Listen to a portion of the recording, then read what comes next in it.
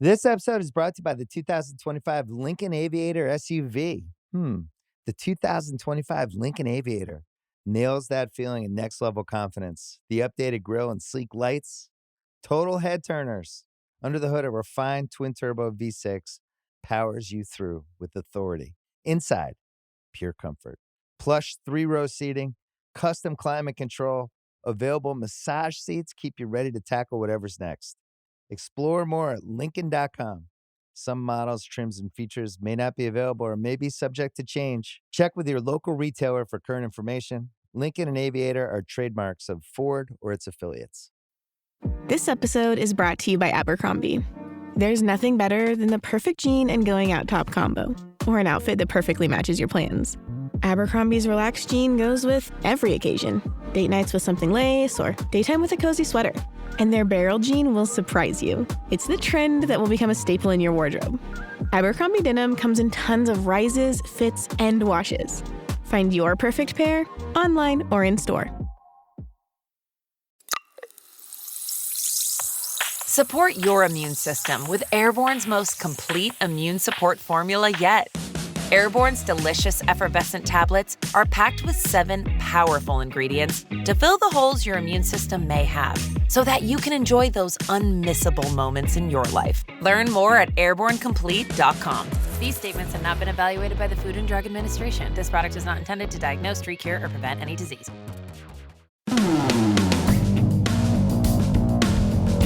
Trying to keep up with the news, trying to stay current in the age of Trump is not an easy task. The man has a new plan, a new announcement every day, sometimes more than one per day. Hello and welcome to the Full Comment Podcast. I'm Brian Lilly, your host.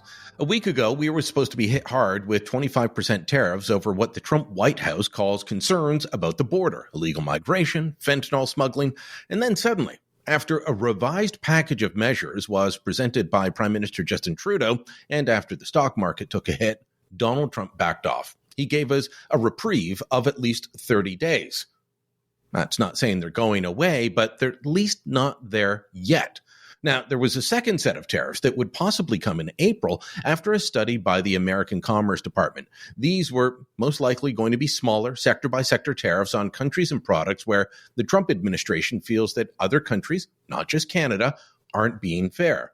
Then out of nowhere on Friday, while visiting with the Japanese Prime Minister, Trump said there would be reciprocal tariffs coming next week, and they'll be coming for everyone. I'll be announcing that next week, reciprocal trade, so that we're treated evenly with other countries. We don't want any more or any less.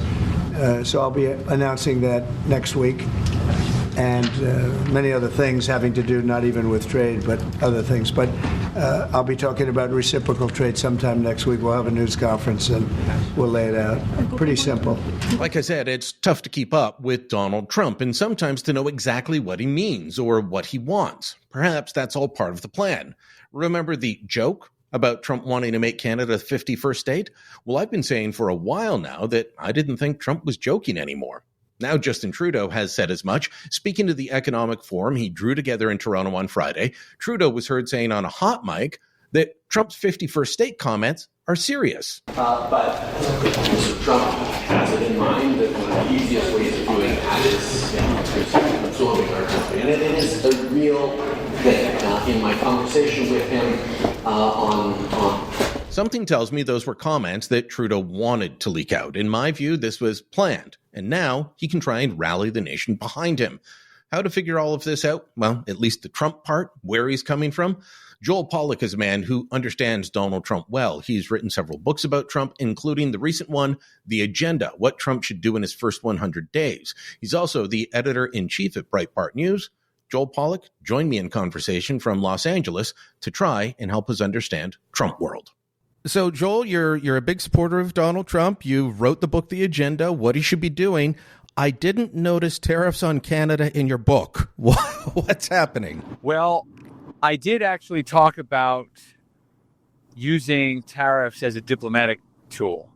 And I'm generally a free trader, but Trump showed in his first term that tariffs can actually be a very useful weapon that is non-military that you can use to achieve foreign policy outcomes. And he's done that again.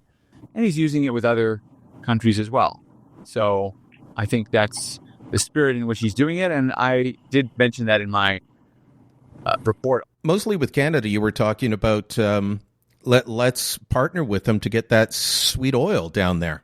Yeah, and I didn't have take over Canada on my bingo card either. But you know what? If it was good enough for James Madison to try over 200 years ago, it's good enough for me. Okay, so we've played the leak audio off the top of, and I say leaked in quotation marks. You know, the prime minister has been in power for 9 years, and I never remember having him having a hot mic moment like this. So he clearly wanted this out there. But talking about how Wait a minute. He wanted to be caught on a hot mic saying this? Oh, yes. I absolutely believe that. So he wanted it out there that Trump is serious about wanting to take over Canada. When you first heard Trump talking about that at the beginning of December, did you think that was serious, or did you think he was trolling Justin Trudeau, who had not yet announced that he was going to resign? So let me respond, first of all, to Trudeau doing it on purpose. There's actually some wisdom to that. It sounds like it's incompetence, but if he did it on purpose, and again, I don't want to give him credit for doing it because he has been caught on hot mics before talking about Trump and not on purpose. But the reason to do it on purpose is a negotiation technique called tying your own hands. So there are different reasons negotiators might want to make it clear that they have no flexibility. When you go into a negotiation with someone who's opposed to your interests, sometimes you want to make it clear that you have no alternatives, that the offer you're making is a final offer. Your hands are tied. If you brought back a different offer to the people who are paying you or the people you represent, they would kill you or fire you or whatever. So it's a way of gaining leverage with an opponent. It's also a way, if you do have to bring a bad offer back to your constituency, it's a way of telling them, listen, I had no alternative. This is what I had to do. So it looks like Trudeau is trying to sell his concessions to Trump to the Canadian public by saying, I had no idea. He's really scary. He wants to take over Canada. We're going to have to delete all the U's out of our words, like color will just be COLOR. I mean, that's very scary. So, favor, FABOR. So anyway, we're not going to be able to. Anyway, I could go on with the jokes, but look, there's some wisdom to it. Now, was Trump serious? The answer is yes. You think even back in late November, early December, when this started, that he was serious? Because I thought he was just, you guys at Breitbart have had a lot of fun picking on Justin Trudeau. And so I thought, okay, everyone on the right in the United States loves mocking Trudeau. He's pretty boy. He's sock boy. This will just tease him. That's what I thought Trump was doing. I think he's serious now, but I didn't then. Well, look, I'm going to give you another little clue as to how Donald Trump thinks. Donald Trump never proposes something that someone else didn't already propose. And I don't mean James Madison. But a few years ago, when there was a serious threat of the separation of Quebec from the rest of Canada, the eastern provinces of Canada said that if that happened, they would secede from Canada and join the United States. So it's not like he came up with the idea out of thin air that there would be at least parts of Canada that could become American states. So it is trolling. And the way he did it was humorous. And he said that Justin Trudeau could be the governor of Canada and that the best way to avoid the tariff issue would just be to join the United States. Then there's no tariffs. By the way, under our Constitution, we have no tariffs. One state cannot put tariffs on another. But I do think there's an element of it that's serious, which is to say there is some precedent for this. Trump knows it, or at least heard about it. And that's why this is a credible threat. Now, did Trudeau think it was a credible threat? I don't know. I can tell you, just as a student of history, that the history of American attempts to take over Canada is littered with failure. I mean, James Madison is one of my favorite presidents, but he really made a huge strategic miscalculation in the War of 1812. Ultimately, the United States won the war, but the part of the war that was fought in Canada around the Great Lakes and so forth, Canada won that part decisively. So, again, it was under British rule, so a little bit different, but essentially my Canadian relatives have long reminded me that Canada essentially won the War of 1812.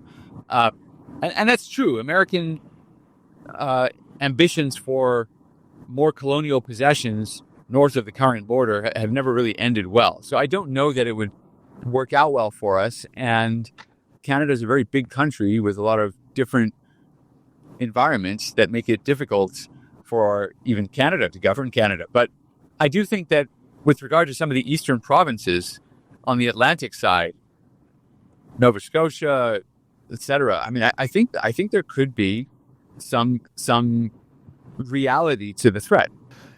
In terms of tariffs, though, as a means to an end, he's kind of played two different games with Canada, and then this third one with Europe and everyone else. On Friday when he announced tariffs for everyone, while the Japanese Prime Minister was visiting. Hey, look, that got immediate reaction. The EU said that they would drop their tariffs on American cars. Right now, it's 2.5% tariff on a European car. Let's say you get a Beamer made in Germany and you get it shipped over to the States. There's a 2.5% tariff on it. But if you want an F-150, there's a 10% tariff on it if you get it shipped to Germany. And he has long said that this is a problem. My understanding is the EU right away said, oh, yeah, we'll fix that. So, I mean, it's a big swinging dick move, and it annoys a lot of people, but it's working, isn't it? It does work because with Donald Trump, you don't know if he's going to follow through or not, and sometimes he does follow through. And likewise with the plan to take over Gaza. I mean, people fell out of their chairs at the press conference when he said the United States is going to own Gaza. But he could be serious. And actually, it wouldn't be that hard to do. People say, well, what about Iraq? What about terrorism? American soldiers would be getting shot at and bombed and all that, just like Israeli soldiers are getting shot at and bombed. And that's true, except Gaza is actually a very small area where Israel's done most of the fighting already. And if you have the United States coming in, the U.S. is much less constrained than Israel in how it deals with these conflicts. Israel's a small state, currently dependent on the United States, not to do the fighting, but at least to supply the weapons. And that means that Israel had to yield to what the Biden administration wanted it to do. It had to be very careful about rules of engagement. It's not really the case with the United States. I mean, there are complaints, and there were complaints in Afghanistan and Iraq by human rights groups and so forth, but they just don't go anywhere when you're dealing with the world superpower. And so I think that having the United States in charge of Gaza might actually make sense. And even if it doesn't make sense, Trump, by showing interest in Gaza, highlighted its value. We treat it as a kind of impoverished hellhole, which it is in many ways. But once someone says, hey, wait a minute, there are nice beaches there. It's in a strategic location. It's next to one of the world's most dynamic economies, Israel. I mean, there's some strategic value in having it. It's like when you see a real estate investor suddenly take interest in an empty lot, the price of the lot goes up even if nothing's been built. So that's what Trump did. He basically raised the value of Gaza simply by saying he wanted to own it. And I think the idea is to entice other Arab countries to finally do something for the Palestinians, finally do something to solve the problem. Try and get Saudi Arabia in there. Yeah, but if that doesn't work, he could very well take it. And you know what? It's not the worst thing in the world because it is on the Mediterranean. It does have a lot of potential if you clean it up. It could be the Dubai of the West, the Dubai in the western part of the Middle East, Dubai on the Mediterranean. Yeah. You know, when I was in Israel, I just kept hearing that. And sadly, instead, you get a lot of fighting, death, and destruction. I did not expect all of these things, and this is part of why I wanted to talk to you. This is not what I expected for the first 3 weeks of the second Trump administration. I expected him to go hard, to go fast, to use a lot of executive orders, which he's doing. But, you know, the way it was described to me by an American civil servant I was talking to, he said he's basically keeping everyone off balance so that he can move the ball as far downfield as he can before anyone wakes up and tries to stop him, either whether it's Congress or the courts. He has no opposition because nobody can get their balance with one crazy announcement after another. Like, I mean, the Gaza thing, what? Where did that come from? He opened up by talking about, during the campaign, maybe 10% tariffs on Canada. It's before inauguration, but after he'd already won, he said, no, it's going to be 25% if you don't fix your border. That wasn't even being discussed. That wasn't in Project 2025. That wasn't in the campaign promises. It's just something new all the time. And in many ways, it does seem to be working, keeping everyone on their toes. It does work, which is why he does it. But there's also a reason that he's doing it, which I talked about in my book as well. And that reason is that Democrats in Trump's first term were able to tie up Trump policies by suing in the courts and getting these nationwide injunctions from individual federal judges in friendly jurisdictions like Washington State and California and Oregon and Hawaii. And Trump knew that this time he had to overwhelm that opposition. He had to overwhelm what we call lawfare by proposing so many actions at once that even if they tried to sue, the sheer expense of filing hundreds of lawsuits would be too much and would increase the chances that at least some of his policies would survive these attempts by Democrats to bog them down in the courts. So there is a strategy to it, which is not just about distracting people or moving the ball downfield. It's also about overwhelming the opposition so that he can actually govern this time. We need to take a quick ad break, but when we come back, I want to ask you more about what is on Trump's agenda. Back in moments. Oh, it's such a clutch off-season pickup, Dave. I was worried we'd bring back the same team. I meant those blackout motorized shades. Blinds.com made it crazy affordable to replace our old blinds. Hard to install? No, it's easy. I installed these and then got some for my mom. She talked to a design consultant for free and scheduled a professional measure and install. Hall of Fame son. They're the #1 online retailer of custom window coverings in the world. Blinds.com is the GOAT. Shop Blinds.com right now and get up to 45% off select styles. Rules and restrictions may apply. This episode is brought to you by LifeLock. During tax season, your personal info travels to a lot of places. Between payroll, your tax consultant, and the IRS. If your W-2 gets exposed, that's just the ticket for identity thieves. That's why LifeLock monitors millions of data points every second. If your identity is stolen, they'll fix it guaranteed or your money back. Don't let identity thieves take you for a ride. Save up to 40% your first year. Visit LifeLock.com/podcast. Terms apply. This episode is brought to you by Amazon. Sometimes the most painful part of getting sick is the getting better part. Waiting on hold for an appointment, sitting in crowded waiting rooms, standing in line at the pharmacy, that's painful.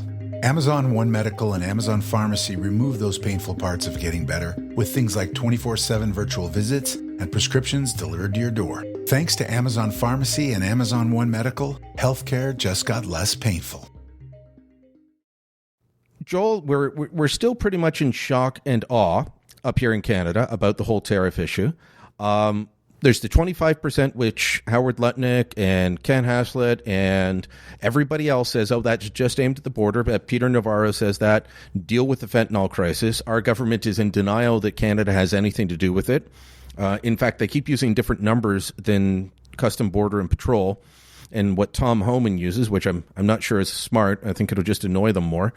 But they've proposed something, and then when that wasn't good enough, they proposed more, including tackling issues around money laundering for the cartels. But those sectoral tariffs, is Trump a believer in free trade? Is the Republican Party a believer in free trade anymore? Because there was a time when you and I would have been aligned on free trade, when anybody running under the Republican banner would have been aligned on free trade. It seems like there's a complete shift in Washington and in the GOP.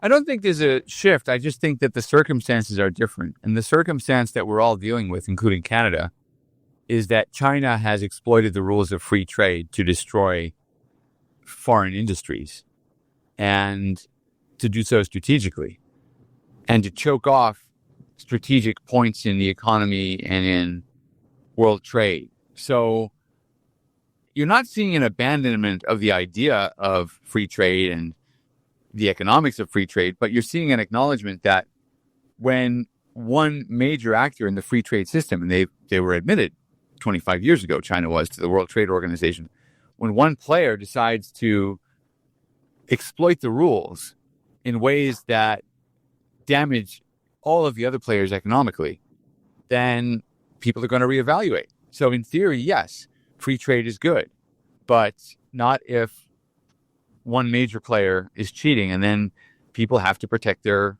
economies, they have to protect their sovereignty, they have to protect workers and other interests. And that's what you're seeing. So until there's a solution for the problem that China poses to the global economic system, then you are going to see people more enthusiastic about protections for industry than they are for freedom of trade. Well, that's why I believe in free trade between similar economies, such as Canada and the United States. Adding in Mexico to NAFTA kind of altered that. Adding China into the WTO definitely altered that. They don't follow the rules. It's not a level playing field in terms of labor standards, environmental standards, any standards. Talk to people who have managed big projects in China from a Western standpoint, and I remember one guy telling me he shows up at the job site and they said, yeah, there was a death. Don't worry. We didn't lose any time. We just pushed the body aside. That was a construction project. I mean, it's very different set of rules that China plays by on every front.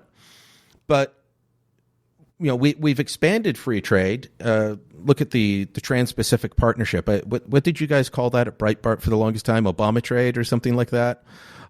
You put it off on them. We're trading with countries that beyond China. Vietnam doesn't have the same standards, and we've opened up our markets to products from around the world that will undercut us.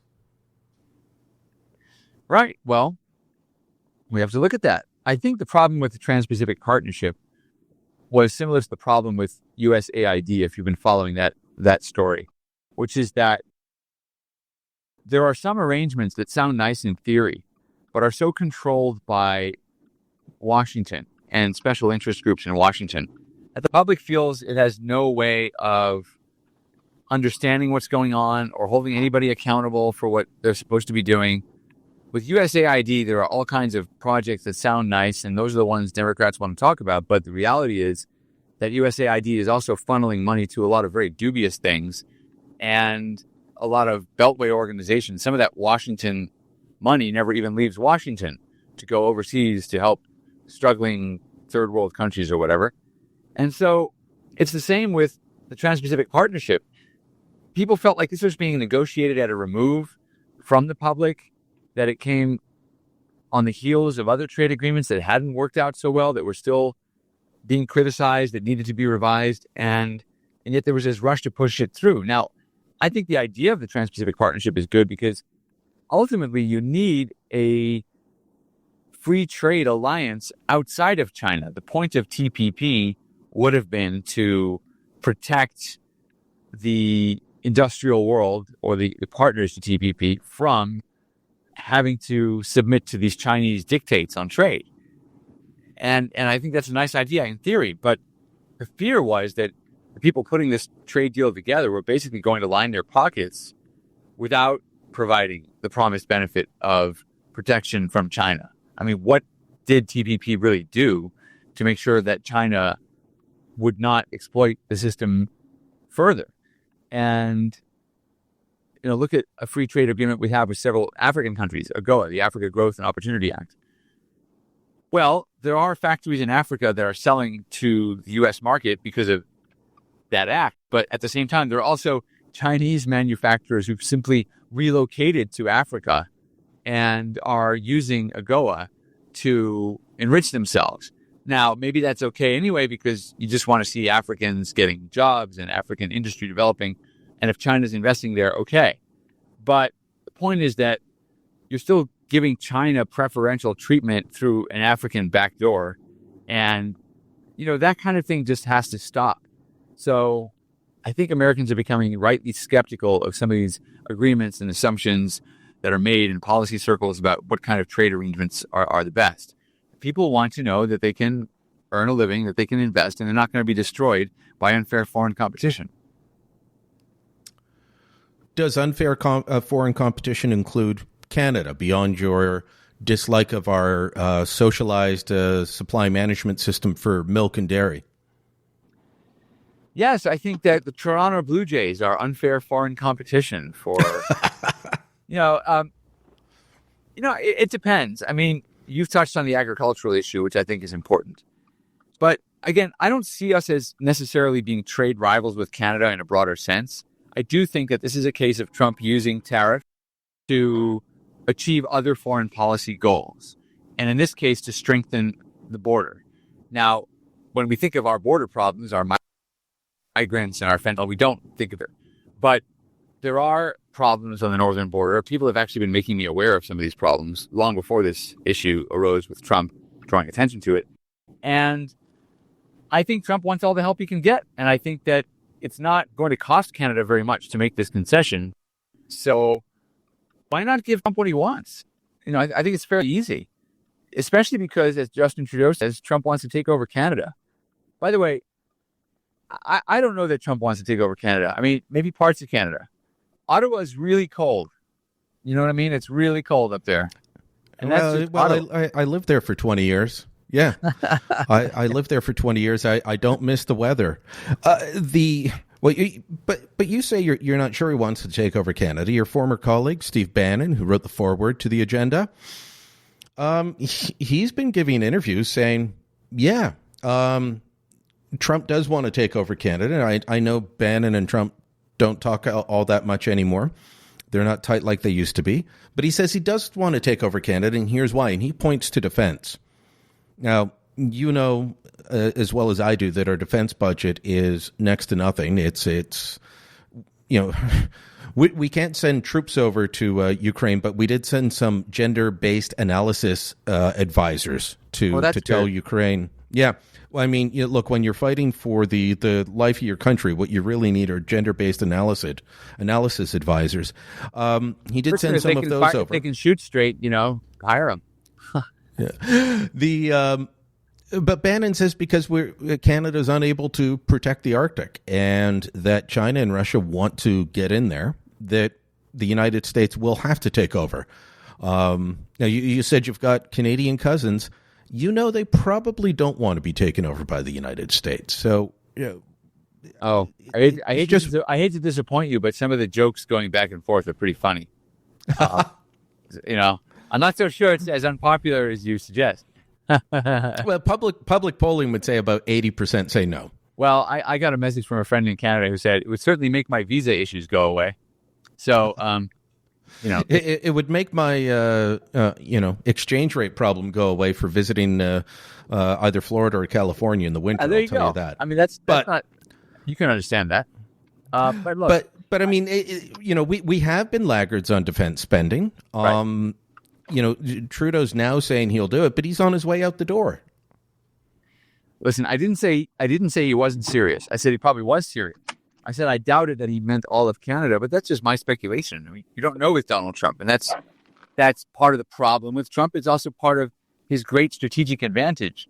And uncertainty is a massive asset in foreign affairs, because if you don't know when your rival is going to act or what they're going to do, it makes the rival a lot more powerful.